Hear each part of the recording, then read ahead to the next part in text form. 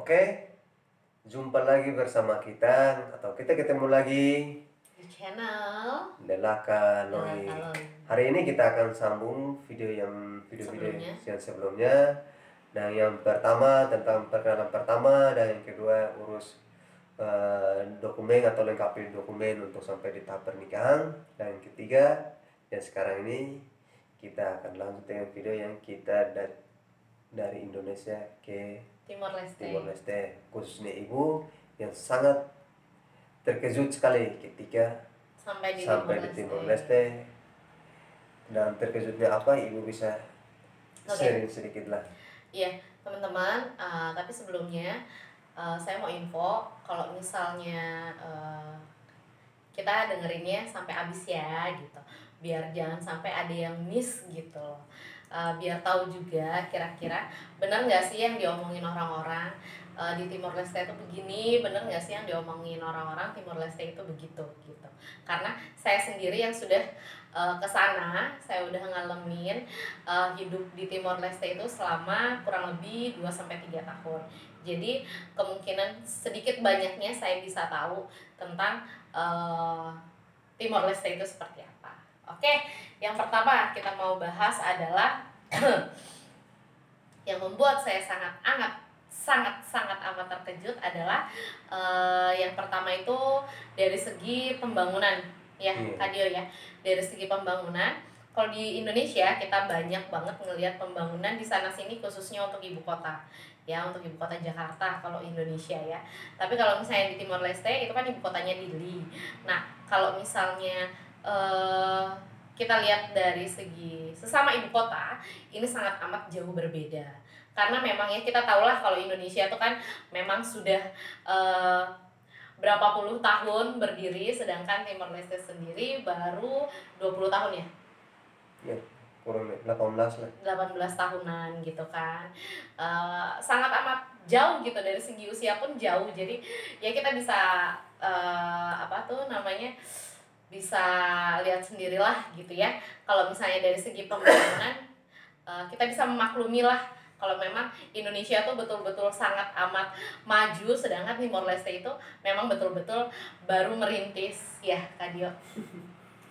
Jadi kalau misalnya pembangunan di Indonesia, khususnya di Jakarta, itu kan kita tahu dengan banyak gedung-gedung tinggi, gedung-gedung besar, dan juga jalanan-jalanan yang sangat amat banyak gitu. Jalannya udah tumpuk gitu kalau di Indonesia tuh. Banyak jembatan-jembatan layang juga. Tapi kalau misalnya di Timor Leste itu pembangunannya gedungnya yang tingginya lebih dari 4 lantai itu cuma 1 aja. Itu di tahun 2015 ya teman-teman ya. Kalau misalnya ternyata sekarang udah ada yang lebih dari itu, ya mungkin memang sudah ada gitu. Cuman kalau misalnya pada saat saya di sana sih ya memang seperti itu adanya. Terus rata-rata tuh lantai 1, 2 sampai dengan 3 lantai aja. Untuk rumah-rumah masyarakat pun ya kalau misalnya kita kenal di Indonesia tuh dengan banyak sangat perumahan-perumahan dan juga klaster-klaster. Kalau di Timor Leste itu belum sih sebetulnya ya, Kadionya. Mungkin ada beberapa perumahan-perumahan lama ya. Perumahan-perumahan lama yang zaman-zaman dulu itu memang ada, tapi kalau misalnya yang betul-betul dikelola gitu, memang betul-betul perumahan itu belum ada ya. Oke. Terus pembangunan itu juga kan ada, mungkin itu aja kali ya kalau dari segi pembangunan. Terus kalau misalnya ditanya jalanannya gimana sih di sana itu, ya jalanannya di aspal sama kayak di Indonesia. Jalanannya tuh aspal, nggak jalanan yang batu-batu, enggak. Jalanannya tuh di aspal semua teman-teman ya. Terus masuk lagi kita ke yang kedua, culture shock yang kedua itu dari segi transportasi. Dari segi transportasi itu kalau di sana itu angkutan umum yang dalam kategori angkutan umum itu taksi, misalnya taksi, bis, mikrolet itu ada. Di sana juga ada taksi, bis, mikrolet itu juga ada. Cuman bedanya taksi di sana itu nggak beda juga sih, sama seperti Indonesia. Ada yang dengan argo, ada yang tanpa argo. Nah, kalau misalnya yang dengan argo itu sama seperti fasilitas taksi-taksi di Indonesia. Tapi kalau misalnya yang tanpa argo, ini dia agak sedikit berbeda karena memang taksinya tanpa AC. Udah itu aja. Tapi dalam bentuk taksi dia memang bentuknya taksi. Gitu. Lalu yang kedua adalah mikrolet. Angkutan umum yang kedua yang mau saya bahas adalah mikrolet. Mikrolet itu kalau di Indonesia atau angkot di Indonesia itu beda ya sama di Timor Leste. Kalau di Indonesia itu kita kenal dengan angkutan umum yang betul-betul sepi gitu ya. Maksudnya ya udah mobil dibawa sama supir terus ada penumpang di dalamnya gitu. Kalau di Timor Leste itu mobilnya itu full dengan musik gitu. Ya mungkin di Indonesia juga ada full musiknya. Cuman nggak serame di Timor. Kalau di Timor Leste itu musiknya tuh rame banget ya. Volumenya tuh gede. Intinya angkot itu harus ada musik. Iya, full musik deh. Pokoknya angkot di sana tuh harus full musik. Semakin full musik dan musiknya semakin bagus, akan semakin banyak orang yang naik. Kalau nggak ada musik berarti orang nggak mau naik kalau di sana gitu sih katanya. Dan memang saya juga ngeliatnya gitu, kalau misalnya angkutan yang nggak ada musiknya tuh jarang ada peminatnya, pasti yang di dalam tuh sepi gitu. Tapi kalau misalnya ada full musiknya pasti rame, apalagi kalau misalnya anak-anak sekolah ya. Suka banget itu anak-anak sekolah. Nah, tapi kalau misalnya di Indonesia itu kan seringnya kan memang nggak ada gitu kan. Kalaupun ada ya mungkin ada 1-2 tapi nggak sering gitu. Dan yang paling identik dengan angkot adalah pengamen. Di Indonesia, setiap lampu merah kita pasti ketemu sama pengamen. Kalau di Timor Leste khususnya, itu kita benar-benar nggak ketemu sama yang namanya pengamen. Jangan naik mau bikin nyanyi apa, di dalam angkot sudah ada musik. Ya itu juga sih. Tapi ada. Tapi memang kalau di Timor Leste itu sekalipun kalau misalnya saya belum pernah lihat selama saya di sana tuh, benar-benar saya belum pernah lihat yang namanya wujudnya pengamen itu di Timor Leste. Saya benar-benar nggak lihat. Berarti kan itu tandanya emang nggak ada. Yang pertama memang dia nggak naik ke angkot, dan kalau misalnya kita bilang, oh mungkin kan dia bisa aja jalan dari rumah ke rumah gitu, itu pun nggak ada. Itu pun nggak ada pengamen yang jalan dari rumah ke rumah, dari rumah ke rumah, itu nggak ada. Jalan di jalan apalagi? Jalan-jalan di jalan juga nggak ada ya. Di taman atau di tempat wisata lainnya itu juga nggak ada yang namanya pengamen tuh di sana tuh nggak ada. Pengemis juga nggak ada pengemis. Kalau misalnya kita bilang pengamen berarti ada pengemis juga nggak ada. Saya nggak paham sih, saya udah nggak pernah lihat sih soalnya pengemis di sana ya, Adio ya. Gimana ya kita? Jadi ya itulah ya. Jadi kalau misalnya sekarang kan kita dengar orang bilang, oh iya negaranya begini. Tapi itu satu faktanya ya, di sana nggak ada pengamen dan di sana nggak ada pengemis. Oke. Terus itu nggak cuma berlaku di angkot aja, tapi bis juga sama ya, begitu ya, full musik. Oke. Terus yang selanjutnya adalah kendaraan bermotor. Kalau di sini kita masih sering lihat orang-orang yang berkendara motor di jalan raya, tepatnya masih banyak yang tidak menggunakan helm. Padahal helm itu dibuat adalah untuk keselamatan diri ya, keselamatan diri atau melindungi diri si pengendara motor. Tapi di sini masih minim sekali, masih ada aja gitu loh, maksudnya masih ada aja orang yang nekat keluar tanpa menggunakan helm. Kalau di Dili, ini saya dari tadi ngomongnya Dili ya, karena memang saya lebih banyak menghabiskan waktunya di Dili gitu. Kalau di Dili itu kita ngelihat orang tuh punya rasa butuh gitu loh. Kalau naik motor tuh pasti mereka tuh pakai helmnya. Harus pakai helmnya, sekalipun mereka mungkin cuman ke dekat. Cuman deket-deket aja, tapi namanya kalau misalnya udah keluar ke jalan raya, pasti mereka tuh pasti pakai helm. Apalagi itu yang patut dicontoh. 2 orang belakang depan tuh harus pakai semua. Iya. Depan belakang tuh harus pakai semua ya, bukannya cuma salah satunya aja, di depannya aja gitu kan. Biasanya untuk mengelabui polisi, udah di depannya aja deh yang pakein helm, belakangnya nggak usah, nggak apa-apa. Enggak. Ini kalau di sana depan belakang semuanya pakai helmnya. Jadi mereka tuh kayak ada rasa memang mereka tuh membutuhkan gitu loh. Dan mereka pengen selalu selamat dan aman gitu sampai dengan ke tempat tujuannya mereka. Itu sih yang Itu sih yang perlu dicontoh dari Timor Leste sebetulnya. Terus selanjutnya culture shock yang ketiga adalah tukang sayur. Tukang sayur ya teman-teman. Kenapa saya bilang culture shock selanjutnya itu adalah tukang sayur? Karena kalau di sini nih, kalau di Indonesia sini nih, kita biasanya dengan dengerin tukang sayur tuh, pokoknya kita udah tahu nih, ini sayur nih, gitu kan. Ada kodenya nih sayur nih dengan yur sayur gitu kan. Biasanya gitu tuh kalau di Indonesia. Tapi kalau di Timor Leste pernah satu kali tuh saya kaget, saya bilang ini siapa yang jalan bawa musik gitu kan. Saya pikir apa gitu, ternyata pada saat keluar full musik itu adalah berasal dari si tukang sayur. Mungkin ibu kira pengamen kali. Enggak, saya nggak kira pengamen, saya pikir tuh anak-anak gitu kan, anak-anak bergerombol lewat terus mereka bawa-bawa kan gitu kan. Di Timur juga kayak gitu tuh, itu juga salah satu culture shock. Jadi kalau di sini mungkin anak-anak lewat cuman ya ngobrol santai sama temen-temennya. Kalau di Timor Leste itu ada beberapa juga mereka kalau lewat tuh bawa-bawa apa? Speaker Bluetooth itu ya. Speaker Bluetooth itu yang selalu mereka bawa-bawa kemana-mana gitu, yang kecil itu. Nah saya pikirnya itu dulu tuh, ternyata enggak, itu adalah tukang sayur. Di gerobak itu musik full kayak angkot. Iya, jadi kalau misalnya saya lagi di belakang gitu kan, tapi emang lagi nungguin sayur nih, saya tungguin aja itu kalau ada musik lewat tukang sayur udah. Kalau musik sudah lewat itu berarti itu tukang sayur sudah lewat itu tukang sayur yang lewat. Itu ya. Terus yang selanjutnya itu mau ngomongin tentang fasilitas masyarakat. Fasilitas masyarakat yang pertama yang mau saya bilang itu, yang mau saya jelaskan itu adalah tentang fasilitas kesehatannya. Ya, itu penting. Penting banget ya.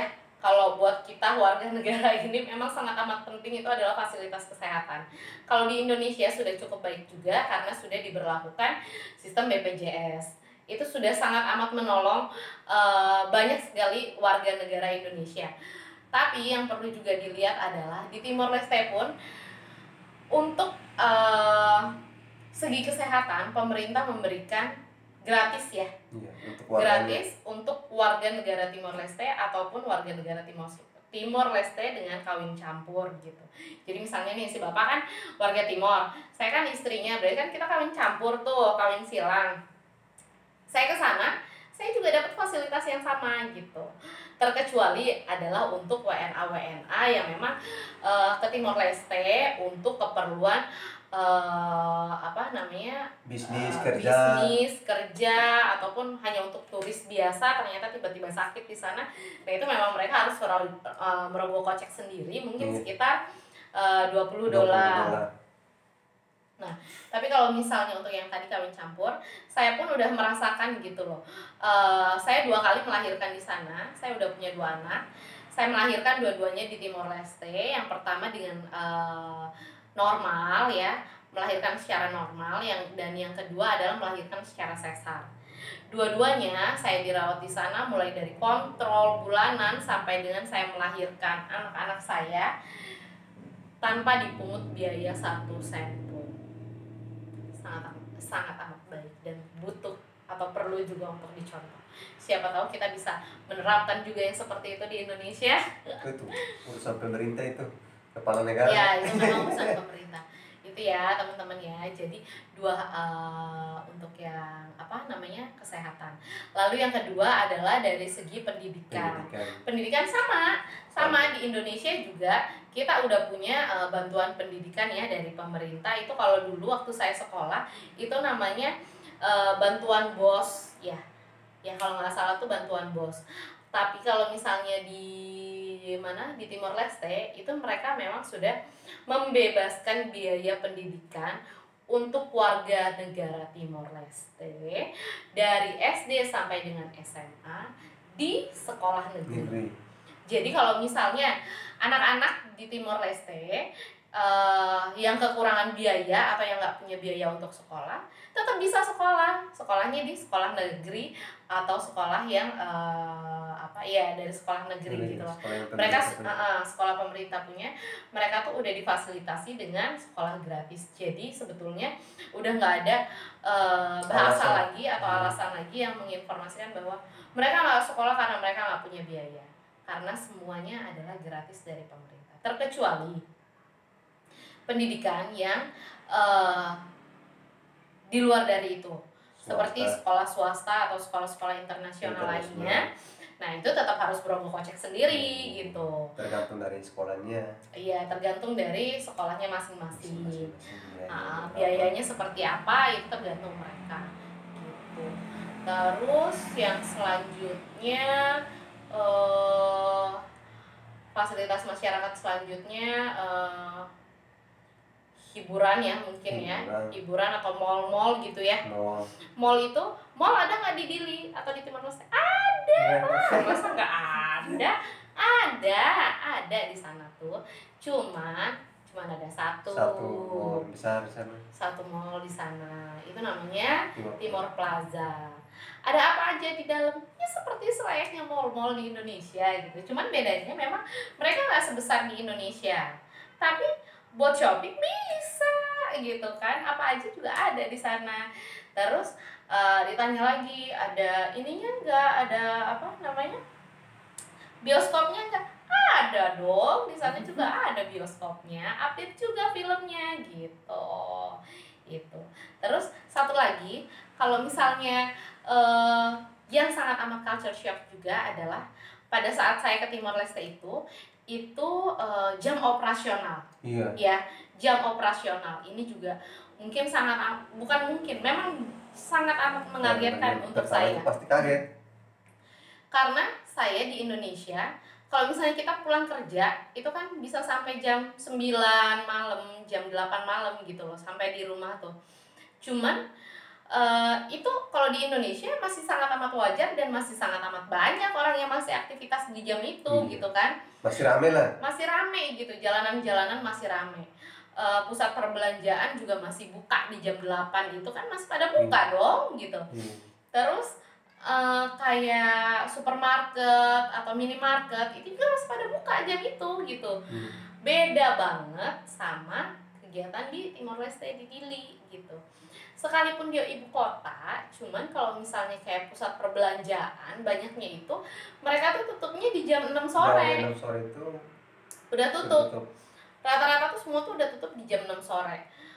Pada saat saya kesana di tahun 2016 itu kita keluar jam 9 itu betul-betul sepi, sunyi banget di sana tuh. Udah sunyi ya kan ya. Satu dua toko atau supermarket aja yang buka, tapi tidak seheboh. Enggak semua, dan itu rasanya tuh di jalan pun rasanya udah sepi banget gitu. Mikrolet pun mungkin jalan cuman jam 8 itu sudah tidak ada. Jam 8 itu udah nggak ada mikrolet itu. Ya, mungkin taksi itu masih jalan. Tapi mikrolet itu jam 8 itu udah nggak ada lagi gitu. Nah, itu yang bikin saya terkaget-kaget juga gitu, karena kita mau kemana-mana tuh jadinya bingung. Kadang kan kita kan kalau orang Indonesia tuh bosen gitu kan di rumah, mau jalan-jalan sedikit, cari-cari udara segar gitu kan, jam 8 gitu masih bisa gitu kita keluar gitu, ataupun kita mau keluar cari jajan gitu kan, cari nasi goreng kayak cari apa itu kan kita masih bisa gitu loh keluar di jam-jam itu, masih sangat amat wajar gitu. Tapi kalau di Timor Leste nggak begitu gitu, jam segitu tuh udah sepi. Jam segitu udah sepi, itu di tahun 2016. Tapi ternyata semakin berjalannya waktu, tahun 2017, tahun 2018 sudah mulai rame. Ya walaupun memang banyak yang tetap tutup di jam 6, cuman maksudnya keadaan jalanan gitu kan. Terus penjual-penjual makanan di malam hari itu udah mulai banyak dibandingkan pada saat saya benar-benar baru datang tahun 2016 itu betul-betul masih sepi banget. Bahkan kita kalau misalnya kita mau jalan-jalan gitu kan malam, kita mau jalan-jalan malam sambil cari jajanan ya agak susah gitu, karena memang penjual jajanan di malam hari pun jarang ya. Ya mungkin itu aja sih, kurang lebihnya begitu. dari saya yang udah pernah ke Timor Leste. Terus kalau misalnya ini kan yang saya jelasin mungkin kan sekitaran itu aja, tapi ternyata kalau misalnya teman-teman mau ada pertanyaan lagi atau mau kasih informasi, kata orang begini, kata orang begitu, boleh aja tulis di kolom komentar kita, nanti kita akan jawab, mungkin melalui komentar secara langsung ataupun kita akan buatkan videonya lagi. Gitu sih. Oke, sampai di sini aja teman-teman. Mungkin ada kesalahan atau apa, maklumlah, kita sebagai manusia biasa tidak luput dari kesalahan. Iya. Kalau ada mungkin di bahasa atau di pokoknya ada kesalahan, kita minta maaf lah. Iya. Dan bukan berarti video ini adalah kita untuk membandingkan antara Indonesia dan Timor Leste, tapi ini memang betul-betul saya menyampaikan apa yang memang betul-betul saya lihat dan saya rasakan gitu. Tidak seperti video yang menyudutkan. Iya, ini bukan menyudutkan salah satu negara, tapi ini kan banyak poin yang bisa diambil gitu. Antara Timor Leste bisa diambil poinnya dari Indonesia, antara Indonesia bisa diambil poinnya dari Timor Leste. Gitu. Oke, sampai ketemu lagi di video selanjutnya.